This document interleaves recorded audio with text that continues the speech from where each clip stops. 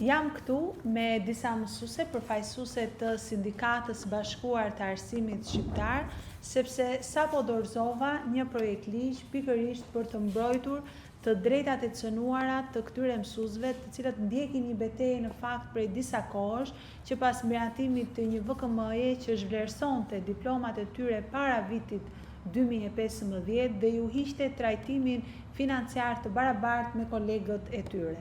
Pikërisht këtë gjë kërkon të zgjidhë projekt ligji që kam propozuar dhe që është një projekt ligj që i vjen në ndihmë rreth 11.000 mësuesve në sistemin parauniversitar.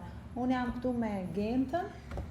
Gentiana Xhallari, mësuese ciklit fillor, prej 25 vitesh mësuese në Tiranë, diplomuar në Fakultetin Fastilianoli në Korçë në vitet 2000. Dhe unë vëre që mbas 25 vitesh diploma ime zhvlerësohet dhe unë nuk paguhem me të njëjtën pagë një lloj si koleget e mia. Dhe për këtë kemi ardhur sot që të kërkojmë që diploma jonë të ketë vlerën e duhur. Teuta. Unë jam Teuta Langa, mësuese e edukimit fizik, kam mbaruar studimet në vitin 1992.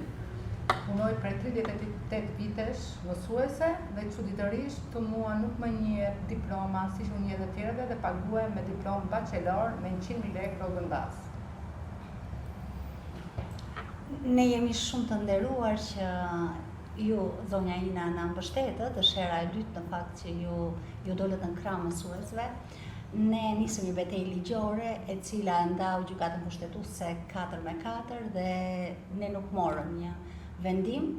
Prandaj u drejtuam kuvendit një iniciativë për ndryshim ligjor, konkretisht të nenit 124 të ligjit të arsimit lart, i cili kategorizon në mënyrë të padrejtë diplomat e mësuesve, të cilët janë arsimuar para hyrjes në fuqi të sistemit bachelor.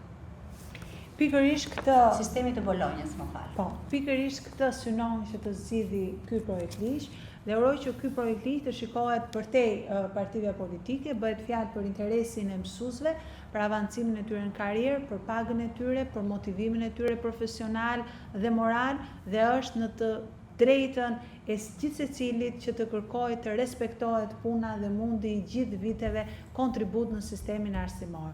Ndaj që ky projekt ligj uroj të miratohet sa më shpejt nga Kuvendi i Shqipërisë.